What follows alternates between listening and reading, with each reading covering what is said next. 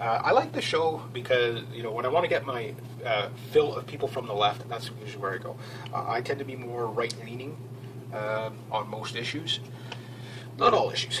But the gun control issue, to me, is, again, in California, okay? So we know Smith & Wesson and Strom Ruger, okay, is cutting away from the seventh largest economy in the world. It's the seventh largest. Texas is like the 15th largest.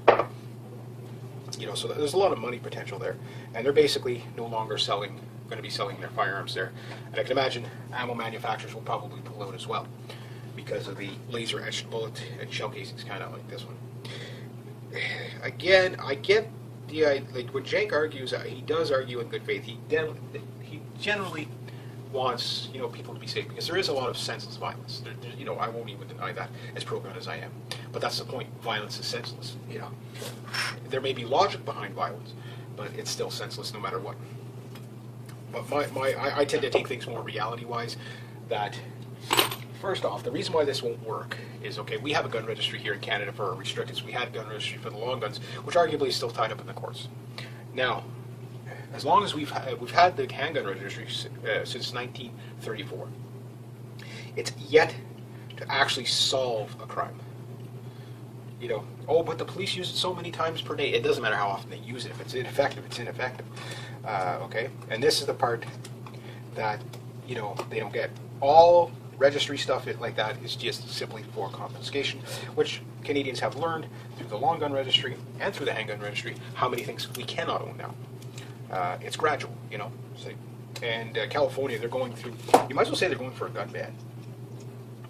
They've pretty much made a huge prohibit list. I don't know if it passed or not, but they're going through some crazy stuff over there.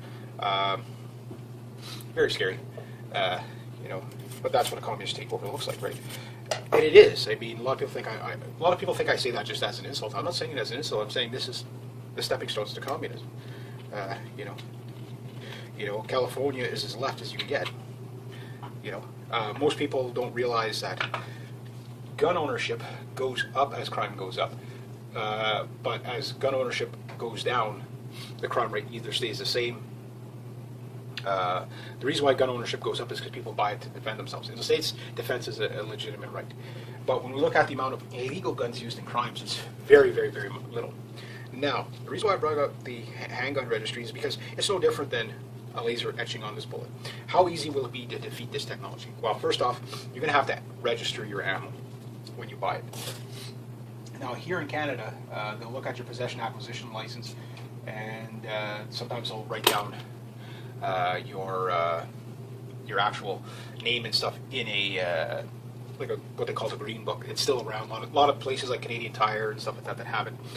They don't know that they don't have to do that anymore, and some comply because they're just afraid of the chief firearms officers of the province, so they're still doing it, and nobody calls them on it, which we should.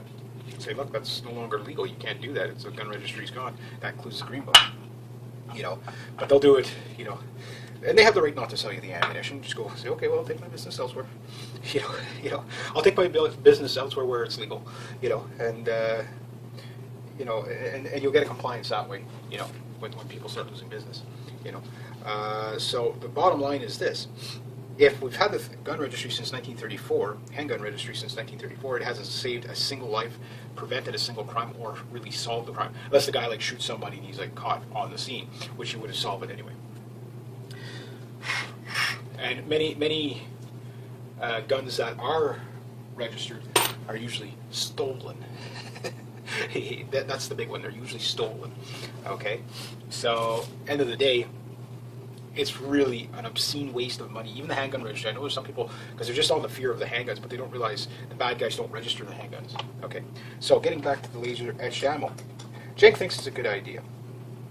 Which again, I guess I see where it's like, okay, somebody shoots somebody, okay, and you got their ammo. Maybe the ammo belongs to another guy, don't matter, but when the firing pin hits, there goes the power.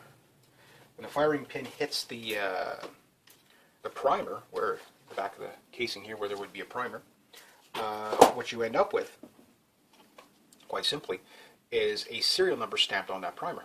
So how do you get around that? Well, you could change the firing pin, which most people will probably end up doing. Therefore, you'll have your shell casing that's ammo that's basically registered. Well, to who won't matter, because most of the ammo that will be used will be ammo that will be stolen. Now, laser etched ammo will probably put stolen ammo on the rise. Why? Bad guys aren't going to use their own ammo, you know.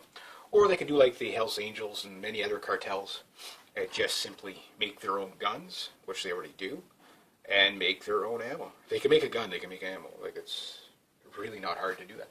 And what about guys who load? You know what I mean? This is, to give you an idea, this is the second time this thing has been, the first time, it's already been shot once, but I'm going to reload this, okay? And when I reload this, it'll, you know, if this had a casing that was for me, no problem. What happens if I want to buy secondhand brass? I can't. Why? Because of the law. So, again, economically it hurts. Guns are good for business. That's no problem. Is Jake only argues on behalf of the NRA. He doesn't understand the reason why the NRA has so much power and clout behind it is because people support it. Trust me, the Congress would love the NRA to be out of there. You know, let's make it. Now, is the NRA perfect? Absolutely not. They could do a lot more, and they could, it's, to me, I look at it, Jake's not a guy who's going to follow the NRA. He's going to follow sound bites. He's not following the statements. He's not following the people. Because when you really look at it, the people are pretty much just common, everyday people. These aren't your gangbangers. These aren't your thugs. These are people who want to be able to defend against those type of people. So again, the technology, how much does it, he says it's cost effective. But again, we're talking about government here. No, here's the estimate, and then there's the actual cost. Long gun registry, when it came in here in Canada, okay, which is the exact same database that's used for the handgun registry, it was supposed to cost $2 million to put it in. That's it. Ended up costing $2 to $3 billion. Nobody was ever going to know the number, and nobody knows where the money went. Oh, what do you mean? Another liberal scam? How did that happen? So it's quite interesting. But again, you laser etch that. Well, okay. There's a way to get the laser etching off your casing. It's a high piece of technology. It may cost you about 95 cents. It's called sandpaper.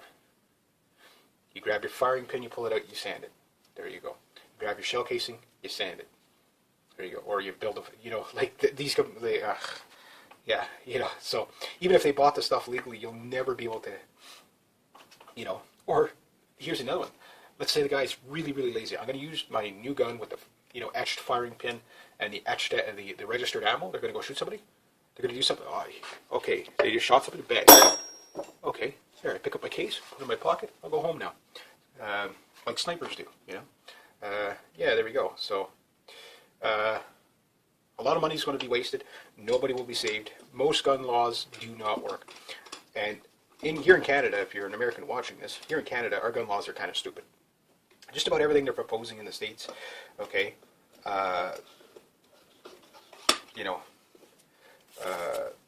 we have here. We don't have the ammo etcher. I'm sure it's coming, but we have all kinds of stupid gun laws here that make no sense. Even the police officers don't think they make sense. Now here's the other thing. Is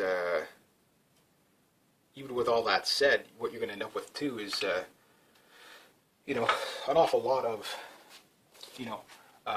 bootleg ammo. Like, for example, the only way they can make this work is if they all out ban guns, because people will just buy their ammo out of state. The bootleg ammo is going to be, it's going to be prosperous, very prosperous. Because people just won't comply to that. Now there's people that, and then of course when I hear the argument, this is what loses me on from the left wing argument right away.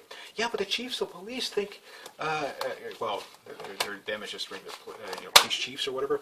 But they're like, hey, they think it's a great idea.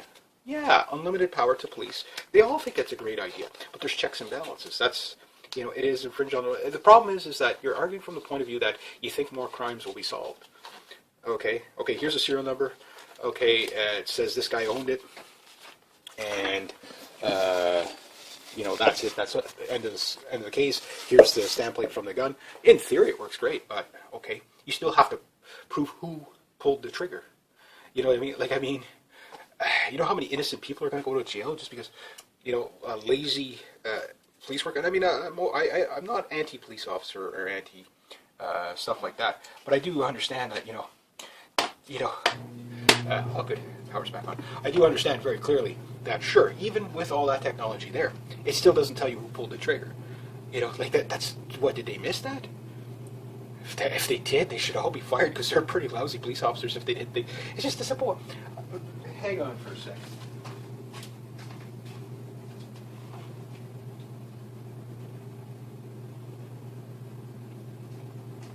Now, this is my BB gun.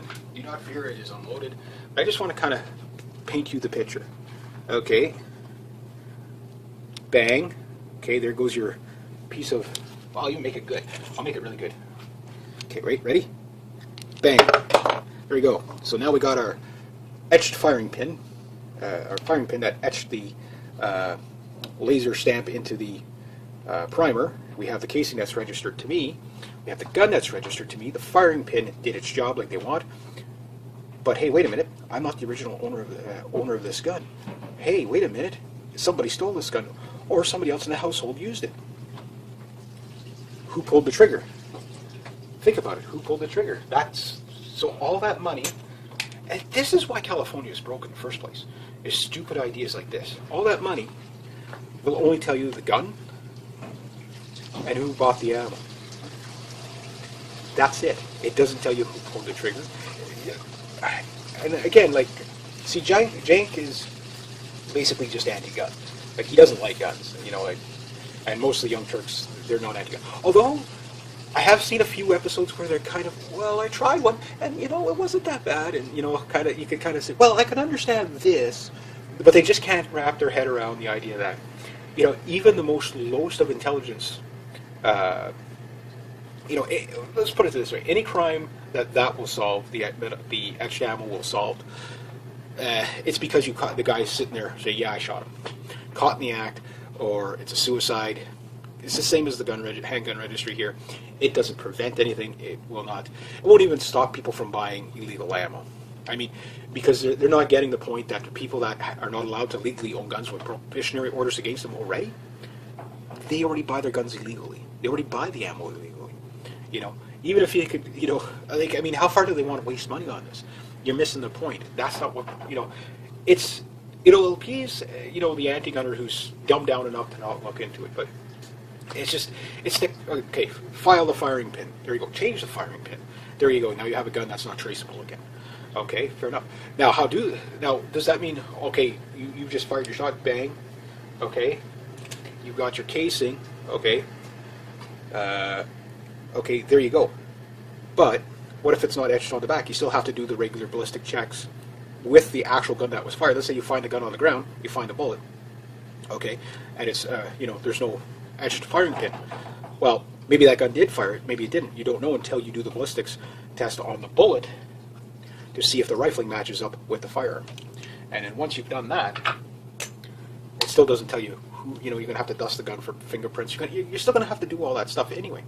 So this doesn't really add you an extra step. It might, even if you could argue, say, well, it'll put us at least in the direction of a suspect if you find the gun, But even at that, if you find a gun anyway, the serial number's etched off, but there's ways they could, use forensics to find serial numbers. But if somebody really knows what they're doing, they can file it down that you'll never get the number off that, or they'll change the slide, or they'll do something. So it's so easy to defeat that technology, and they're going to waste billions of dollars. Like, well, look at it this way: you could have senseless gun laws, okay, or if you're in California, senseless gun laws, or money into your retirement and healthcare. Senseless gun laws, money into your retirement and healthcare. Like, weigh it out, like, just, or more police officers or whatever, stuff that actually does deter crime. Or you could allow people more the right to carry, which has statistically proven to lower the crime anywhere people have the right to carry.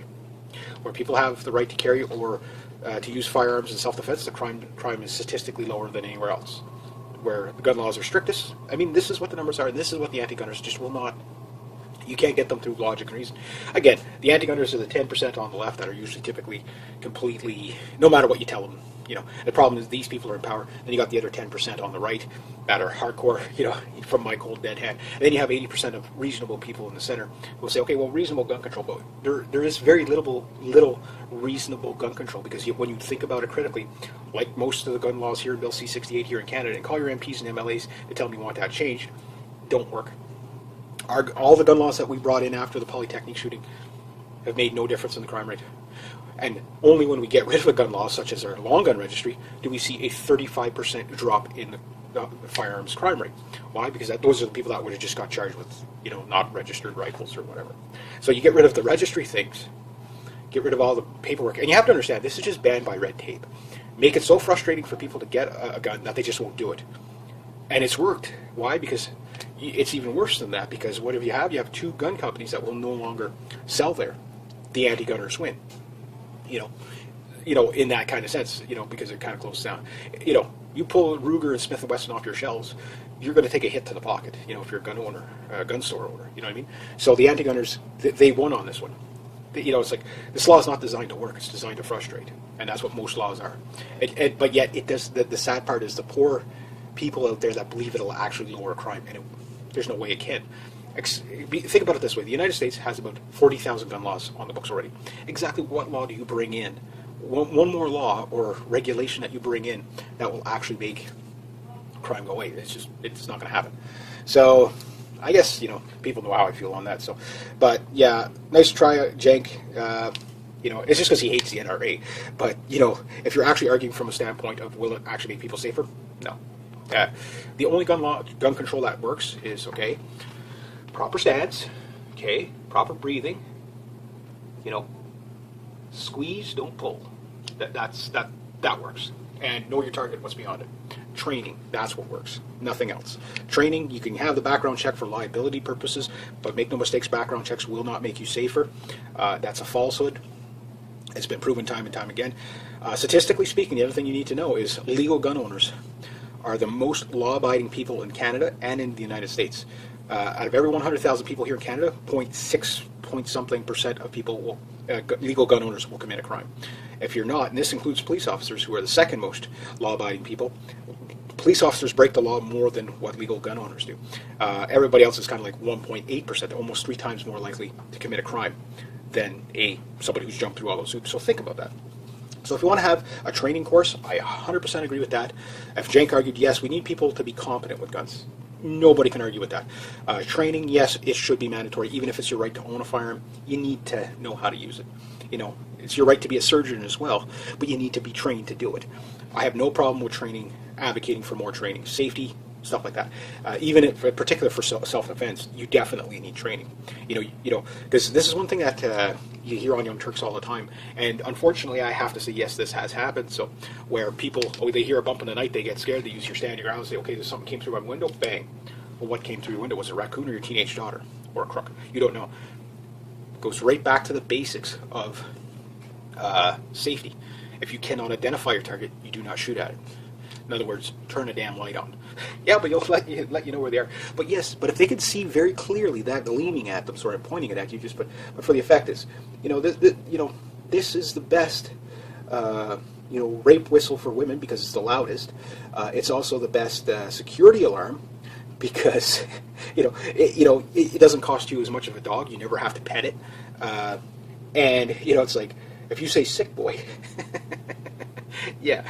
This will facilitate your balls into shrinkage. Therefore, crime being a young man's sport, this might scare you straight. This works. This works. Everything else is just kind of stupid. So anyway, rate, subscribe, share, comment, like, and tell me what you guys think of the idea. Okay, as watching the Young Turks again, I like the show because, when I want to get my fill of people from the left, that's usually where I go. I tend to be more right-leaning on most issues. Not all issues. But the gun control issue, to me, is, again, in California, okay? So we know Smith & Wesson and Strong Ruger, okay, is cutting away from the seventh largest economy in the world. It's the seventh largest. Texas is like the 15th largest. So there's a lot of money potential there. And they're basically no longer going to be selling their firearms there. And I can imagine ammo manufacturers will probably pull out as well, because of the laser etched bullet and shell casings, kind of like this one. again, I get like when Jake argues, he does argue in good faith. He generally wants people to be safe because there is a lot of senseless violence. I won't even deny that, as pro-gun as I am. But that's the point. Violence is senseless. There may be logic behind violence, but it's still senseless no matter what. But I tend to take things more reality-wise. That first off, the reason why this won't work is, okay, we have a gun registry here in Canada for our restricted. We had a gun registry for the long guns, which arguably is still tied up in the courts. Now, as long as we've had the handgun registry since 1934, it's yet to actually solve a crime. Oh, but the police use it so many times per day. It doesn't matter how often they use it. If it's ineffective, it's ineffective. Okay, and this is the part that they don't get. All registry stuff like that is just simply for confiscation, which Canadians have learned through the long gun registry and through the handgun registry how many things we cannot own now. It's gradual, So, and California, they're going through. You might as well say they're going for a gun ban. They've pretty much made a huge prohibit list. I don't know if it passed or not, but they're going through some crazy stuff over there. Very scary, But that's what a communist takeover looks like, right? And it is. I mean, a lot of people think I say that just as an insult. I'm not saying it as an insult. I'm saying this is the stepping stones to communism. California is as left as you can get. Most people don't realize that gun ownership goes up as crime goes up. But as gun ownership goes down, the crime rate either stays the same. The reason why gun ownership goes up is because people buy it to defend themselves. In the States, defense is a legitimate right. But when we look at the amount of illegal guns used in crimes, it's very, very, very little. Now, the reason why I brought up the handgun